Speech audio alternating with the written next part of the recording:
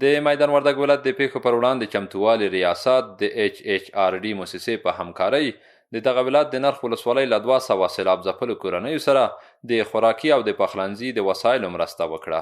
نرخ ولسوالۍ اوسیدونکو ته چې په وروستیو سیلابونو کې د دوی کورونه، باغونه او زراعت او مواشي له منځه تللي دي، د مختلفو ټیمو د عمله په تخنیکي سروې سوي دي او 200 کورنۍ دي چې د حوادثو ریاست سره مربوط دي او موسسې چې تفاهمنامه لري د دوی تر چتر لاندې کار کوي او دوی ته د خوراکي او غیر خوراکي موادو مرسته کوي. سیلاب ځپلي له اسلامي امارت او خیرات ټولنو زیات خوښ دي چې پر وخت ورته مرستې رسولي دي. بلخوا دوی وایي سیلابونه یې کرنیزې ځمکې او کورونه له منځه وړي چې له اسلامي امارت نه یې د رغولو په برخه کې د مرستې غوښتنه کوي. خیري بنسټ موسساتو، نورو موسساتو او د حوادثو ریاست موږ سره همکاري کړې. په وخت باندې موږ په کور مځکو باندې سیلابونه راغلي دي، موږ سره همکاري کړې دي.